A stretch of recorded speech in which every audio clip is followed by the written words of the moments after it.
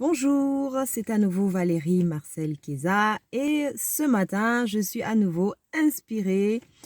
Voilà, je ne sais pas pour vous, mais il y a des fois, parfois, le Saint-Esprit met l'éclairage sur quelque chose que je savais déjà, mais qui, voilà, n'avait pas, voilà, qui était sans plus pour moi.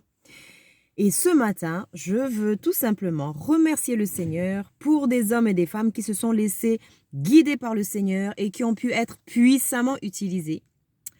Voilà, ce matin, je ne sais pas pourquoi, je pensais exceptionnellement à la femme de Lapidote, oui, Déborah, femme en Israël, mère, juge, prophétesse, voilà, et femme de Lapidote.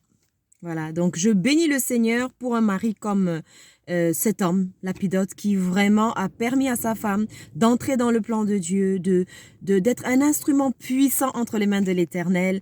Et je bénis le Seigneur pour sa vie. Voilà. Je bénis aussi la vie de Joseph. Joseph, qui a permis à Marie d'être vraiment un symbole fort et une femme très utile, très très utile entre les mains du Seigneur.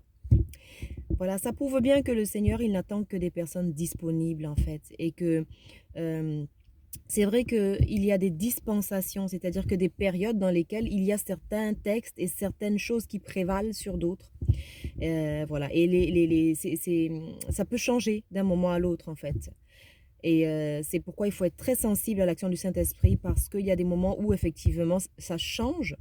Et il faudrait pouvoir suivre le fil en fait. Il faudrait voilà, ne pas être perdu, ne pas. C'est comme un GPS en fait. Si au bout d'un moment bah, ça s'arrête, ou si vous êtes resté sur le fait qu'il fallait passer à un endroit et que finalement il y a un barrage, eh ben on risque de rester coincé à ce barrage-là. Alors que en fait, le fait de réactualiser et de suivre la réactualisation qui est faite par le GPS, ça nous permet de mieux nous diriger et d'arriver à bon port. Voilà. Et le Saint-Esprit, ça sert effectivement à ça. C'est-à-dire que quand des fois on est perdu, on fait appel au Saint-Esprit, il recalcule la destination, il recalcule le point d'arrivée et du coup, il retrace le parcours par lequel nous devons passer, le chemin par lequel nous devons passer.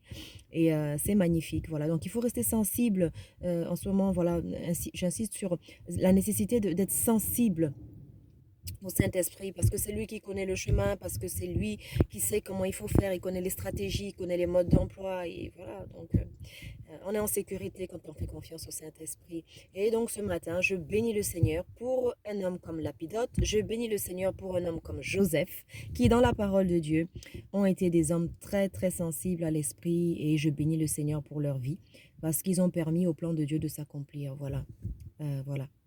Donc, je ne pense pas que quelqu'un est forcément indispensable, mais néanmoins, ce serait mieux, effectivement, de se laisser utiliser par le Seigneur que d'être un obstacle ou alors, voilà, de rater un appel de la part du Seigneur pour être un instrument entre ses mains. Je bénis le nom de Jésus et je vous bénis aussi au nom puissant de Jésus. À bientôt.